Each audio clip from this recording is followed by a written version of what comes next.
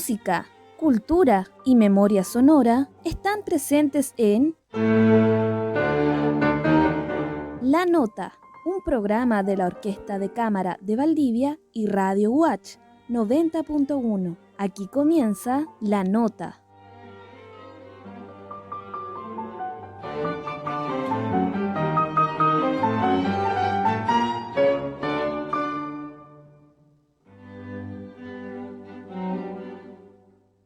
Bienvenidas y bienvenidos a una nueva edición del programa radial La Nota de la Orquesta de Cámara de Valdivia. Estamos saliendo al aire a través de las ondas sonoras de Radio Watch por la 90.1 FM en la ciudad de Valdivia y a través de las redes sociales de Radio Watch y de la OCB, además del canal 52 y 843 de Tel Sur. Como siempre queremos conversar contigo que nos estás escuchando, todo lo que quieres saber de música clásica, compositores, obras y memoria sonora.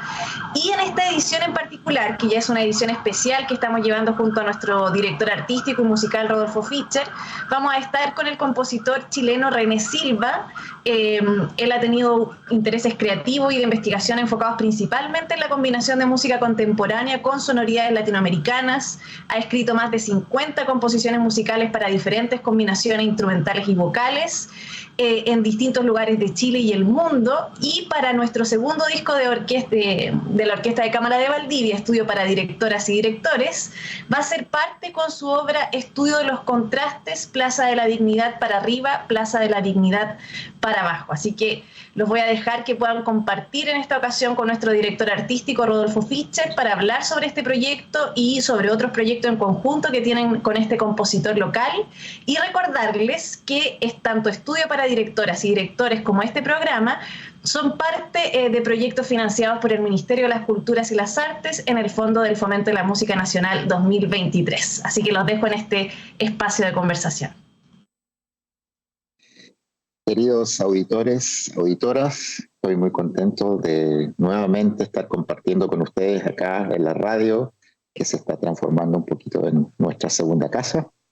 Y hablando de casa, tengo aquí presente a un gran amigo, a un artista que yo admiro mucho, que he seguido su trayectoria tanto académica como de creador durante años y que por suerte nos ha tocado compartir varios espacios, de los cuales vamos a conversar ahora, especialmente en el sur. Así que René, bienvenido a la OCB, ¿no es cierto? Yo sé que tú eres valdiviano ya, casi, no nacido y criado como dicen acá, pero estás trabajando en la universidad.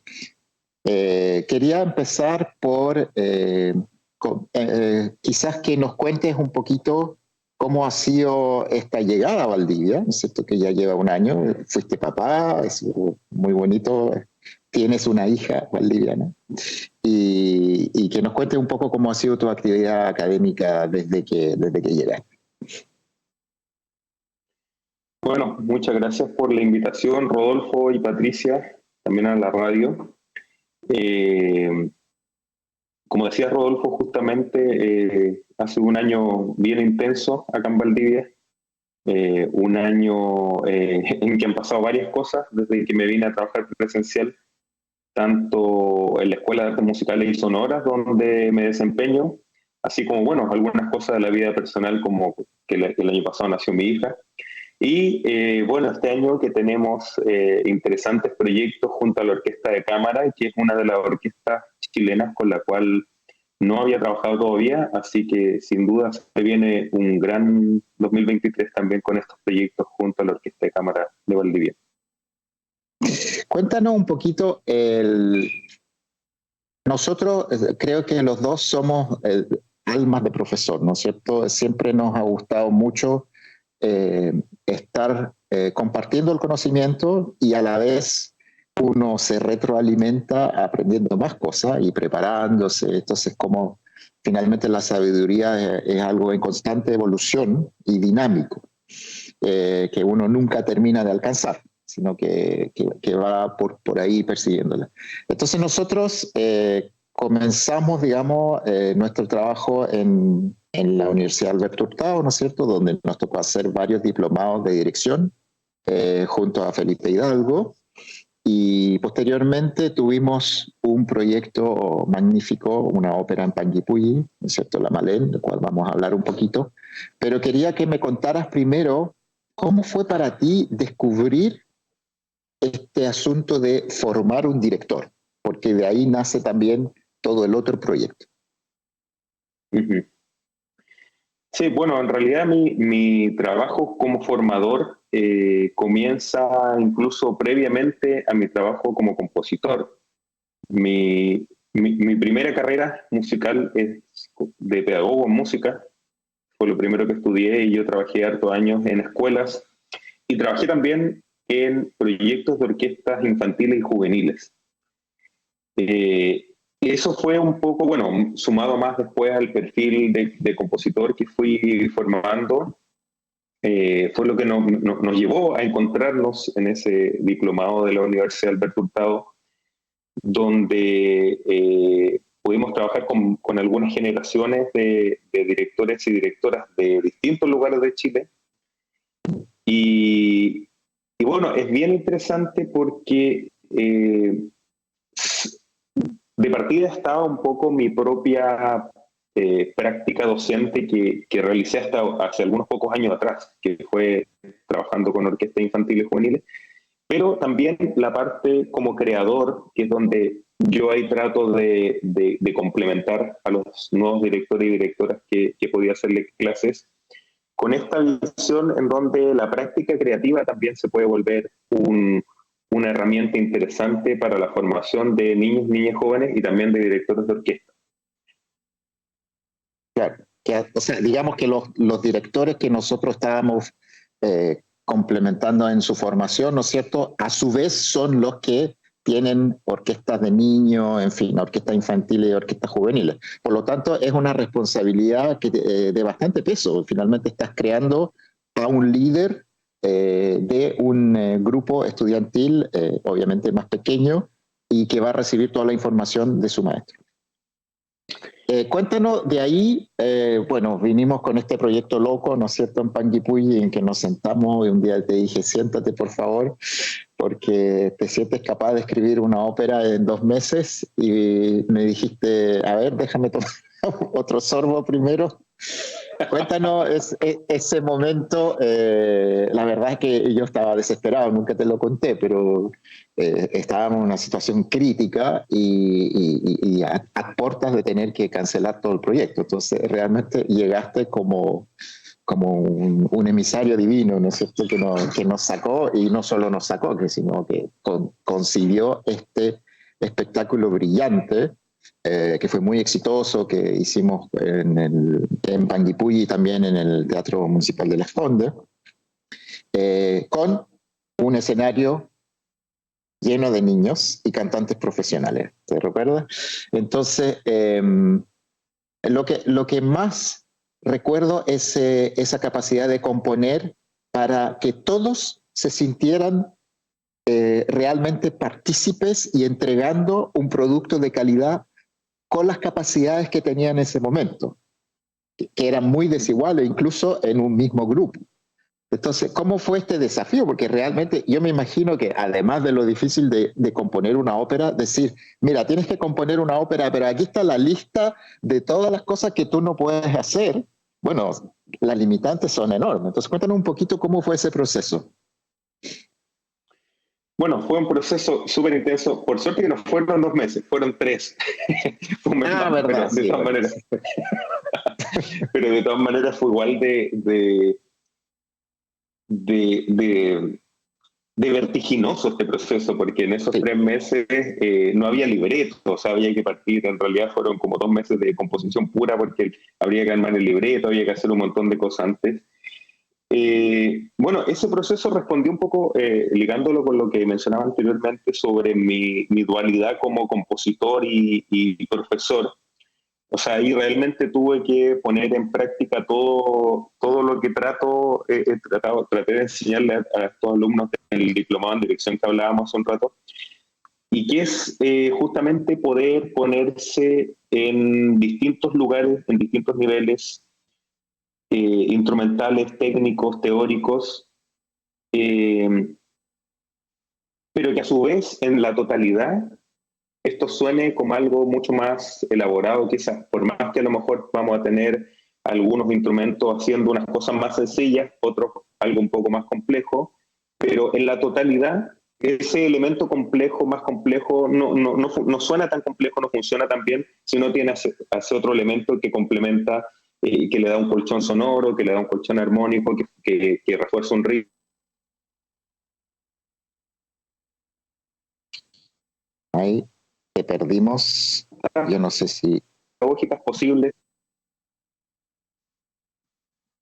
El conocimiento de las orquestas de niños, de lo que pueden hacer o no, y esa fue un poco como la premisa que llegué adelante en este proyecto, que fue hacer una combinación entre mi labor como profe de niños que desempeñé por varios años y cómo puedo crear con eso. Es un desafío súper interesante como compositor, como tener, ya, puedo hacer esto, pero estos instrumentos pueden hacer solamente estas notas, estos otros pueden hacer solamente este ritmo, y poder moldear, o sea, que te entregue una paleta con ciertos colores y poder dar vida y crear nuevos colores con eso es todo un desafío. Es algo muy entretenido, muy desafiante, pero muy entretenido.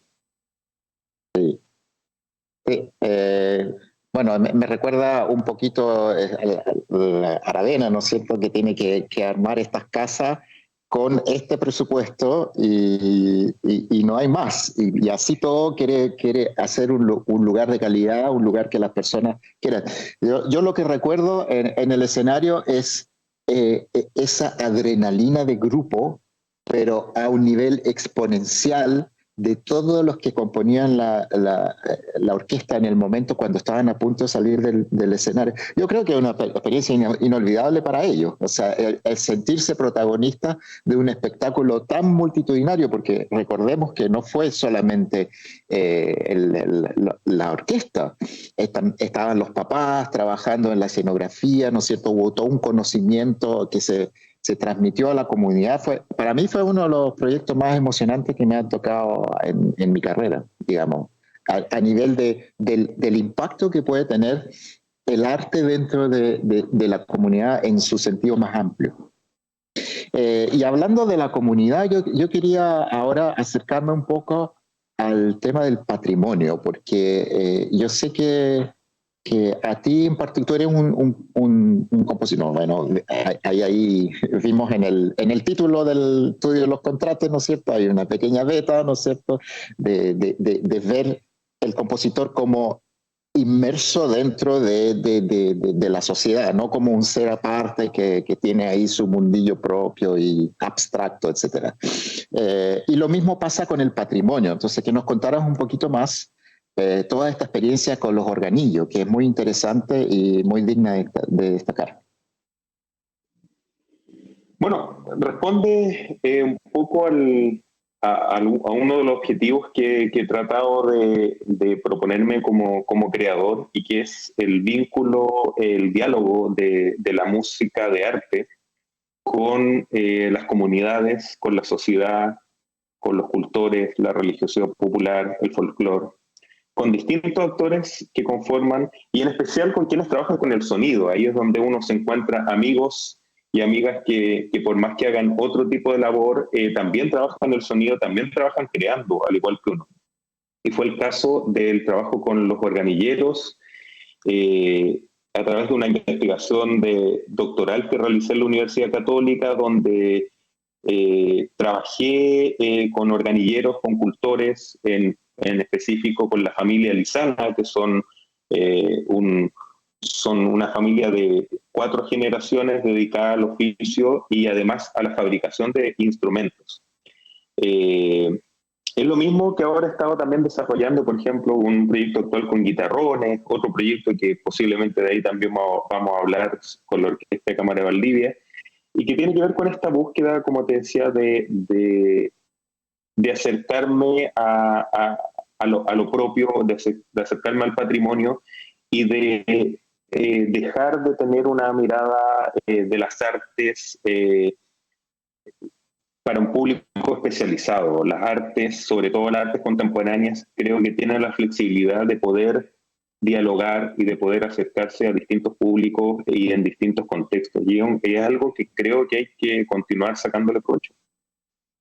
Creo que ahí había un gran giro en la creación contemporánea, ¿no es cierto? O sea, si comparamos con, incluso diría la generación anterior, ¿no es cierto? Lo que fueron los profesores de ustedes, donde había un discurso mucho más abstracto, quizá hasta reaccionista, frente a lo que se escucha en, digamos, las salas de conciertos tradicionalmente. Ahora realmente he visto en muchos de los compositores de esta generación es como unas ganas inmensas de entrar totalmente en el ambiente sonoro de la sociedad en todas sus dimensiones. Y además encuentro fundamental que nosotros como país, joven nación, ¿no es cierto?, a nivel cultural, todavía estamos buscando, todavía no podemos intentar ser una imitación de lo que Europa ha construido a través de siglos. Entonces, el simple hecho que tú te acerques a un organillero y digas, momento, esa persona es parte de nuestro idioma musical, porque cada vez que toca se produce todo un mundo, ¿no es cierto?, de recuerdos, de asociaciones con los olores, con la infancia y tantas otras cosas. Entonces, para mí también resulta fundamental el poder conectarme con la comunidad en la cual estoy ahora, que es Valdivia, y contarles un poquito ya más sobre este proyecto que vamos a estar trabajando junto a ti y el musicólogo José Manuel Izquierdo.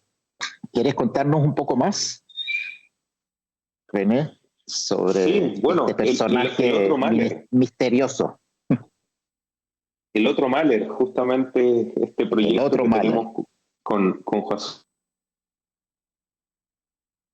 y que coincide un poco con esta misma búsqueda patrimonial que he estado tratando de hacer con los organillos, con los guitarrones, también ahora en otro proyecto que estoy participando. Y me venía muy bien porque yo estaba ya tratando de gestionar algún proyecto que me pudiese vincular con la historia de Valdivia, con la comunidad valdiviana y sobre todo con su historia musical. Y casualmente aparece aquí José Manuel Izquierdo, con quien somos parte de un equipo anillo de investigación, donde estamos con otro grupo de investigadores e investigadoras estudiando justamente los vínculos o una manera de entender la música chilena de arte como un patrimonio donde participan una serie de actores diversos que también han construido y han forjado la historia musical de los lugares, como fue el caso de Roberto Mahler, un mítico compositor que vivió en Valdivia en los años 20 y 30. O sea, Perdona que te interrumpa, ¿sí? René, porque a veces hay momentos con la conexión se cae un poquito, pero lo que quería agregar es que acá tenemos una época donde la información no circulaba como es hoy en día, que uno aprieta un botón y sí, tenemos a un personaje que se formó en Viena en la época, digamos, post Primera Guerra Mundial, y trae todo ese conocimiento acumulado, ¿no es cierto?, especialmente en el campo de las operetas, que aquí no se conocía mucho, y viene con una compañía y decide quedarse y entregar todo esto a la ciudad de Valdivia. Y lo interesante de este personaje es que primero, claro, se acercó mucho a la comunidad alemana, pero posteriormente, ¿no?, que como el fascismo estaba subiendo tremendamente y él era judío, poco a poco se fue aislando un poquito y entró, digamos, en un terreno de conexión directa con los músicos locales. Y las personas que formaron esta orquesta, la orquesta Roberto Mahler, eran músicos nacionales. Y entonces tenemos a una persona que se podría decir vienés, ¿no es cierto? Él creció en República Checa, y trae todo este conocimiento directo a nuestros músicos. Entonces, eso es parte de un sustento que yo, como director artístico de la Orquesta de Cámara de Valdivia, está en el ADN de la construcción musical de esta ciudad y que no existe en ninguna otra. Entonces, después ese conocimiento va de generación en generación y queda en la ciudad. Por eso es tan importante que nosotros nos conectemos con lo que es nuestro patrimonio, que en el caso particular de Valdivia creo que es extraordinariamente rico en su diversidad y en todas las capas que contiene, además de la influencia europea, porque recordemos que estamos en territorio con mucha creatividad mapuche, etcétera, etcétera. Entonces, René, yo te propongo que escuchemos un poquito de tu música.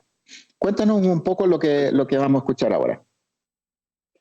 Bueno, hablando justamente del patrimonio, de todo lo que hemos estado hablando desde los organillos, todo esto con Roberto Mahler, de cómo se van conformando los lugares y de la búsqueda que también he tratado de hacer con estas patrimoniales, es que vamos a escuchar el primer movimiento del concierto errante para organillo y orquesta juvenil, que fue grabado y estrenado por la Orquesta Sinfónica Estudiantil Metropolitana, dirigida por el maestro Cristian Lorca, alumno del maestro Rodolfo Fischer, y como solista el organillero Héctor Lizana. Excelente.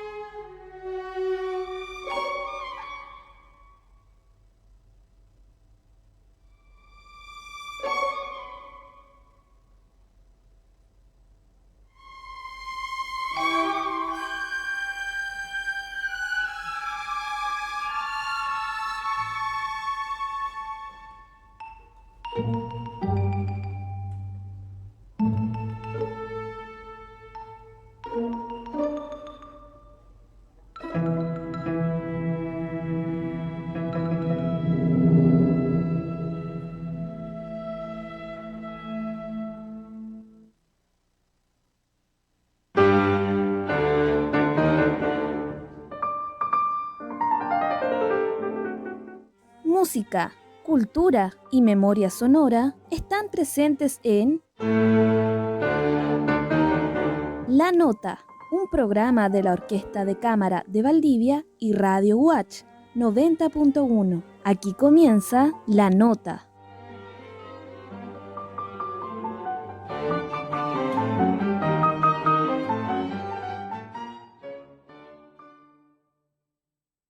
Genial. final del trabajo sí, un poquito divertido escuchar a Mozart después del organillo, pero era interesante además cómo le sacaste provecho a las múltiples, me imagino, capacidades adicionales a la tradicional del organillo, ¿no? Bueno, me encantaría escuchar esa obra en vivo alguna vez. Y bueno, finalmente te quiero llevar a la última pregunta de hoy, que tiene que ver con lo que nos convoca, que es el estudio para los directores y directoras. En este caso, me imagino que mi propuesta no te generó lo que me contestó Tomás la semana pasada, Tomás Brandmeier, que cuando le dije, oye, ¿te gustaría? Me dijo que le había parecido raro. Entonces, y que después, claro, prendió como con agua, pero en ese momento, claro, era el concepto un poco fuera de su mundo tradicional de inspiración. Cuéntanos cómo fue para ti y bueno, ¿por qué el título? Si es que lo puedes contar. Bueno, para mí fue un desafío bien entretenido, la verdad. Aparte de todo, un honor de ser convocado a escribir un estudio junto a una destacadísima selección de compositores y compositoras, así que para mí un honor ser parte. Fue bien entretenido porque se empiezan a juntar parte de lo que veníamos hablando hace un rato de mi labor como compositor, como profe, también en la formación de directores. Y como director, no seas modesto, tú dirigiste una orquesta juvenil durante muchos años, ¿sí? Que no lo pueden decir todos tus colegas. Sí, es cierto, yo también trabajé como director con niños, niñas, y sé también los desafíos que implica el estudio de entender asuntos gestuales, de entender asuntos analíticos de una partitura. Y fue lo que traté de hacer un estudio con todas sus letras. O sea, lo que hice con este estudio de los contrastes es realmente llevar a quien tenga que dirigir esa obra por una gama variada de contrastes de todo tipo, de contrastes de armonías, de contrastes dinámicos, de contrastes de densidad, de todo tipo de cosas que finalmente es un estudio que hay que estar muy alerta para dirigirlo porque está constantemente cambiando, constantemente llevando al director o directora que lo tenga que dirigir, que lo tenga que estudiar en su momento, a pensar en las maneras de poder gestualizar todos esos contrastes distintos que sitúo. Respecto al nombre, decidí ponerle... René Silva, cuéntanos el título una vez más para recordarlo. El título es Plaza Dignidad para arriba, Plaza Dignidad para abajo, estudio de los contrastes. Bueno, viene un poco asociado a todo lo que implica el lugar hoy en día conocido como Plaza de Dignidad, Plaza Italia o Plaza Baquedano, ¿cierto? Que históricamente ha sido un lugar de contrastes donde cambia el barrio, donde para una dirección hay un barrio que a veces incluso está más limpio que el otro, donde hay clases sociales diferentes, pero que también es un punto de reunión, que en todas las movilizaciones, en toda la revuelta social también fue el punto central, entonces, pero también es el punto que divide la ciudad en distintos colores, que genera contrastes. Sí. O sea, un mismo punto puede tener varias propuestas o varios puntos de vista, ¿cierto? Dijiste que era un punto que reunía, pero a la vez dividía. Ajá. Es el punto de reunión, pero que también es el punto donde se dividen los barrios, donde se dividen comunas. O sea, hay de todo ahí en ese punto. Y siempre en el afán de vincular mi creación a todo lo que tiene que ver con lo social, lo político, lo comunitario, es que quise ponerle este nombre pensando en que justamente el estudio va a situar a los directores y directoras en un punto donde van a tener que relacionarse con colores, armonías distintas, contrastantes, ritmos, dinámicas, y van a tener que estar muy alerta para eso, que es en el fondo yo creo el objetivo que tiene un estudio. Bueno, y la gran novedad es que cuando lo hagamos en mayo, ¿no es cierto?, que es la segunda parte de nuestras grabaciones, vamos a tener a 3 directores jóvenes que van a trabajar en vivo estas obras y que van a también seguramente compartir contigo todas las preguntas y las dudas que genera este tipo de repertorio cuando uno se enfrenta por primera vez a él. Así que, bueno, René, te agradezco muchísimo tu tiempo, también el apoyo que me has dado, digamos, como pedagogo y también como director, ¿no es cierto?, en todas las locuras que hemos ido creando juntos, y además de ser un amigo que quiero mucho y que seguramente vamos a seguir inventando una cantidad no menor de proyectos artísticos. Me alegro mucho que estés en Valdivia acompañando en esta aventura, y también espero que el público pueda conocer más de cerca todo lo que ha sido tu trayectoria y todo tu aporte como compositor. Bueno, muchas gracias Rodolfo, Patricia, a la radio también por la invitación. Estuvo muy entretenida la conversación y ahí los esperamos entonces para la grabación, estreno, y de seguro nos estaremos viendo muy pronto, ya sea para los proyectos que tenemos o para otros que iremos inventando. Muchas gracias a ambos por esta edición especial que está liderando nuestro director artístico Rodolfo Fischer. Así que los dejamos invitados a seguir en la programación del día lunes a las 14 horas. Muchas gracias.